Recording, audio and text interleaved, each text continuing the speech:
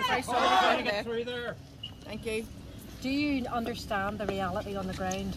We're pleading with you to go in today to get a government formed and to put pay parity at the top of that. We shouldn't be here today.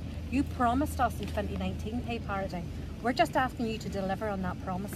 And that's the case that we're going to make very strongly to Chris Heaton-Harris today. And when you're in there, can you please send him out, because he's been playing hide and seek. Please play hide and seek with everybody. Pass the message on. Pass the message on. Thank you. Thank you for being here. Thank you for being here.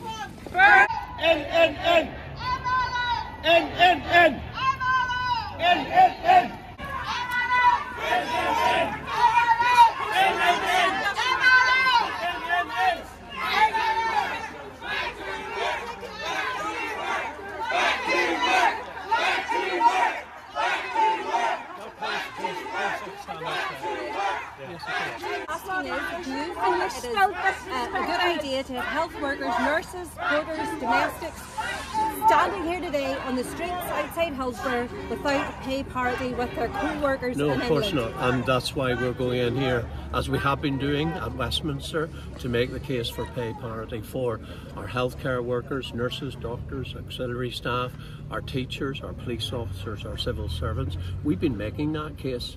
The Stormont doesn't have the money. We're facing an overspend this year.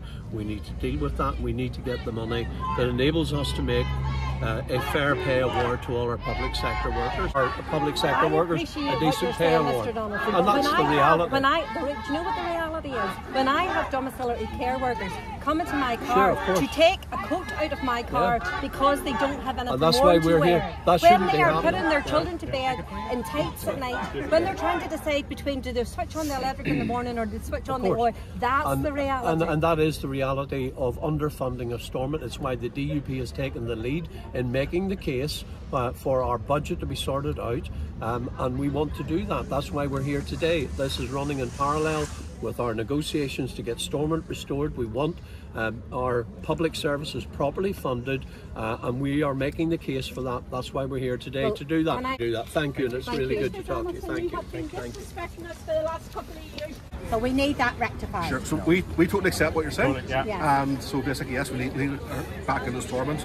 We need to get a faster package sorted out so we have sustainable funding, and we accept that once we're back in, addressing the whole spectrum of public sector pay issues has to be a top priority. Yes. Obviously, the settlements in GB are far from ideal, but the gap now between Northern Ireland and GB is huge.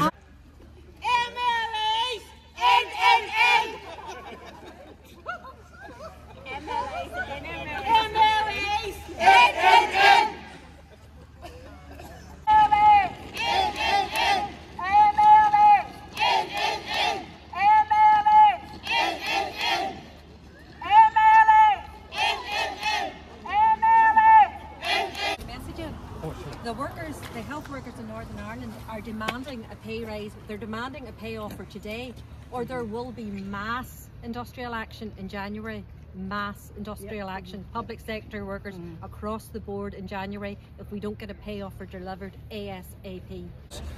This whole thing is turned into a political circus when it's actually about people. And we don't have a government here, but what we have in London is a government that likes cutting people's wages and cutting services for ordinary working people. By the way, when you go in there and you are in these talks, please tell them that nobody in that room has the mandate to bring in any sort of prescription charges or anything else. That must go to public consultation. The lowest paid are women predominantly.